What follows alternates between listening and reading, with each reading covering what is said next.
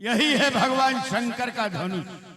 भोलेनाथ की आयुध रावण लंकेत तुम्हें प्रणाम कर रहा है और आज घोषणा भी कर रहा हूं इस समाज में।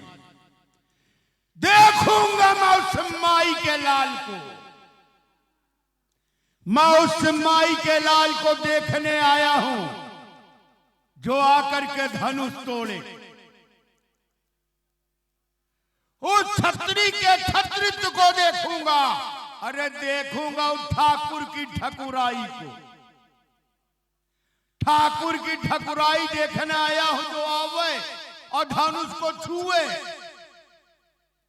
और रावण का आगमन हो चुका है, सावधान। सुना, यही है आतंकवाद। झंडा ऊंचा रहे हमारा। हाँ, उस ठाकुर की ठकुराई को, अरे ठाकुर की ठकुराई को ही देख पाया है आज तक? हैं? गांव गांव में ठाकुर द्वारा है, कहां तक ठकुराई देखोगे महाराज? पर ये जानते हैं ना कि सीधा राजा है, साधु राजा है जनक। बोले चाहे जो कुछ जाकर के हम देंगे वही हो जाएगा।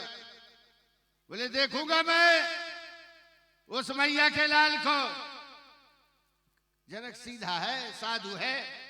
तब घोषणा हो गई महोदय की। जनक का स्वभाव है जो उनको कांटा बुए ताए बुए वो फूल। कितना अच्छा मार्ग, विचार करो। राजा जनक जैसा स्वभाव, जो उनको कांटा बुए ताए बुए वो फूल। अगर सामने वाला कांटा डालता है तो उसके लिए भी फूल। तब घोषणा है। और ये पता नहीं कि बालासुर भी है यहाँ।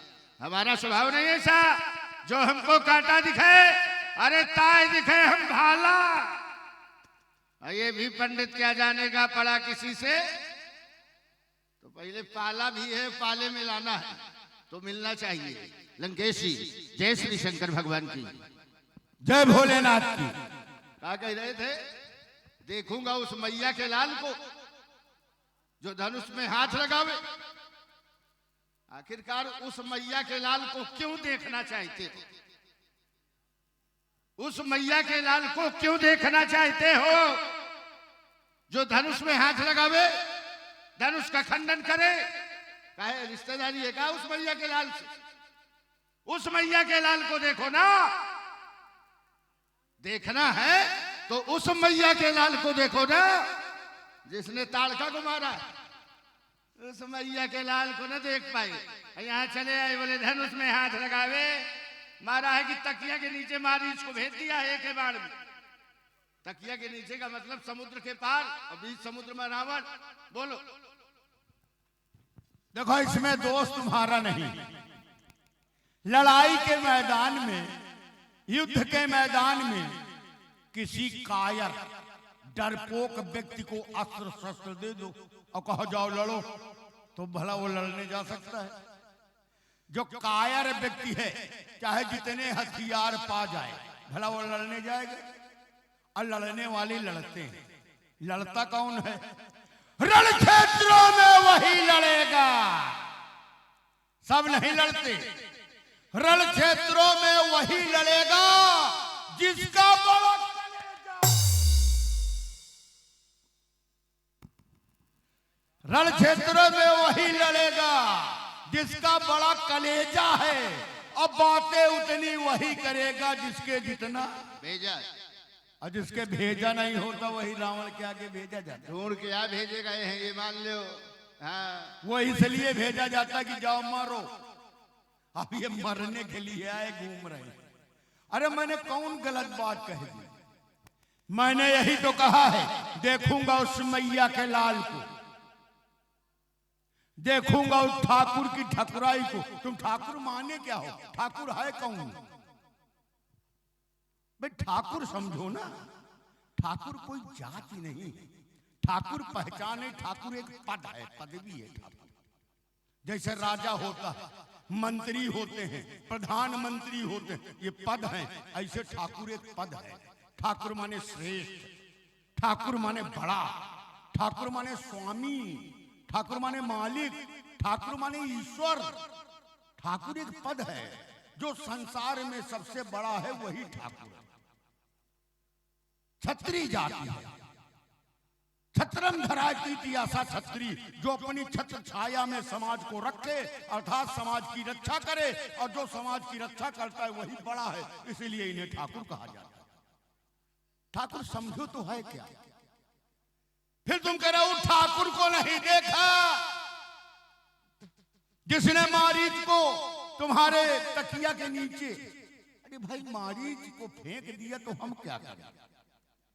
और किसी को मारा हो तो बताओ, मारीच को बाण मार के फेंक दिया। ये तो धोखे से कभी कभी बड़े बड़े वीर योद्धा भी पराजित हो जाते हैं। और ताड़का को नहीं मारा, सुबाहु को नहीं मारा।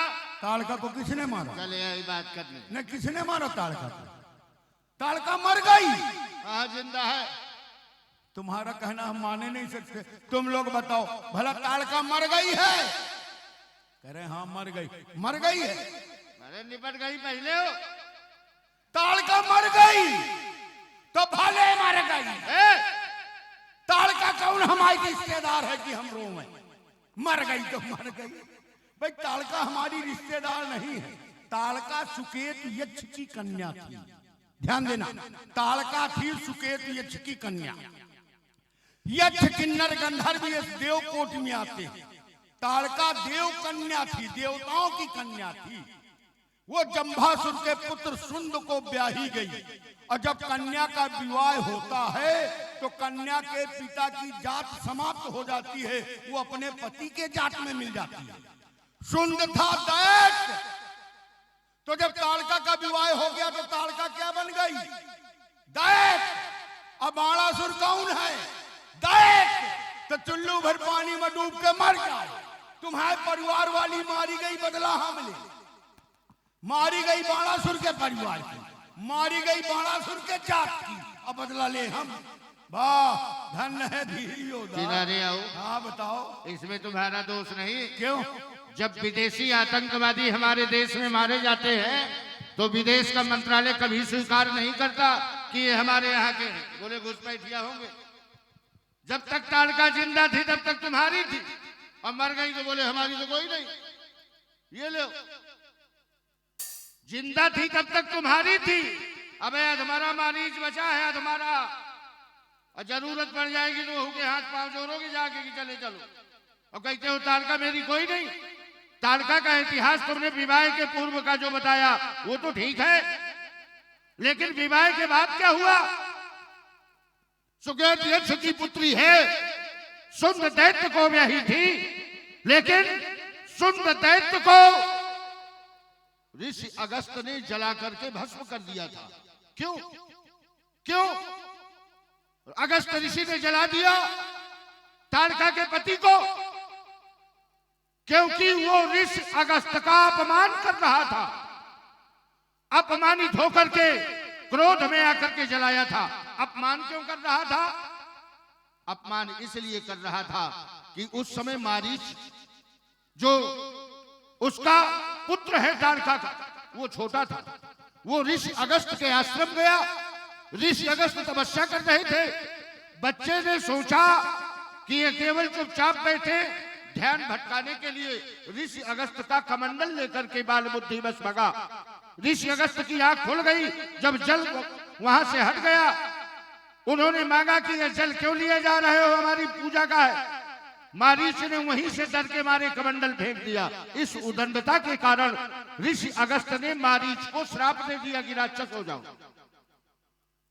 पुत्र को राक्षस बन जाने पर उसका पिता यानी ताड़का का पति ऋषि अगस्त का अपमान करने लगा। ऋषि अगस्त ने उसको भी जला दिया। ताड़का का पुत्र भी राक्षस बन गया, पति भी जला दिया गया। तब ताड़का ने तुम्हारा राक्षस धर्म स्वीकार कर लिया और तुमने ही विश्वामित्र के निकट चौकी लगाई। आज वो मर गए तो तुम्हारे कोई न रह गए। यहाँ पर कहते हो मैं उसको देखूंगा। उसको देखने के लिए तो सब आए, उसको देखो ना। इसीलिए मैंने कहा था अवश्य देखिए देखन जोगू, जहता छवि बरनक सब लोगू। वो तो देखने योग्य है ना, तो उसको देखो जिसको मैं बता रहा हूं। यहाँ क्यों व्यवधान करते हो धनुष में? अरे भाई प्रमुख तो धनुष है, धनुष ही क्यों तोड़ा जा रहा है? धनुष साधारण है क्या? ये वो धनुष है जिस समय दैत्यों ने हाहाकार मचा दिया था संसार में। फिर वहीं आ जाती है बात कि दैत्य तुम भी हो और दैत्य वो भी थे। त्रिपुरासुर थे। त्रिपुरासुर को मारने के लिए महात्मा दधीच ने अपनी अस्थियों का दान किया और तभी जाकर के ये बना। ये सजीव है, जीवित है। शरीर में कोई ऐसी हड्डी नहीं होती जो धनुष के आकार की हो। इसे 2 टुकड़ों में बनाया गया। त्वष्टा नाम के विश्वकर्मा ने बनाया था। जिस समय महात्मा दधीच ने अपने प्राण त्यागे हैं, उस समय प्राणायाम की 3 क्रियाएं होती हैं, रैचक, पूरक, कुंभक। और इन क्रियाओं के द्वारा महात्मा अगस्त्य ने अपने प्राणों को नासिकास्त्र में, ये इसको कहते 10वां द्वार, यही पर स्थापित कर लिया था। यहां उनकी आत्मा थी, प्राण थे। जब ये जुड़ नहीं रहा था तो त्वष्टा ने इसके मध्य में नासिका अस्त्र लगा दिया था, तभी इसका नाम पिनाक पड़ा। इसके द्वारा त्रिपुरासुर दैत्यों का वध किया गया और संसार की रक्षा की गई, और उसी को तुलवा रहे हो, उचित है। लंकेश जी, एक बात जान लो, जो कार्य जैसा होता है पूर्व नियोजित होता है। ये सीता स्वयंवर के लिए ही बना है। आपने जो दधीच का प्रमाण दिया वो कथा सही है, लेकिन उस कथा का जुड़ाव यहां से नहीं होगा। दधीच ने अपनी अस्थियां दी थी तो त्रिपुरासुर के वध के लिए नहीं, वृत्रासुर के वध के लिए दी थी। वृत्रासुर का अत्याचार बढ़ा था, वज्र के द्वारा उसका संहार होना था, और देवराज इंद्र के पास उस समय वज्र नहीं था। तब ऋषदधीच ने अपनी अस्थियां देवताओं को देकर के निर्माण हुआ, और ये तो केवल सीता स्वयंवर के लिए बना था। उसी समय जब दधीच ने दिया, वही की कथा है जहां की बोले हो। जब दधीच ने अपनी अस्थियां दिया, उस समय दधीच की पत्नी देवी सुबार्चा गर्भवती थी। देवी सुबार्चा देवताओं पर कुपित हो गई। कोई ऐसी पत्नी नहीं होगी कि उसके सामने उसके पति के प्राणों को, उसके हड्डियों को कोई ले जाए। देवताओं के ऊपर कुपित होकर देवी सुबार्चा श्राप देवी को उद्यत हो गई। उसी समय सभी देवताओं ने प्रार्थना किया सुबार्चा से। भगवान नारायण ने कहा था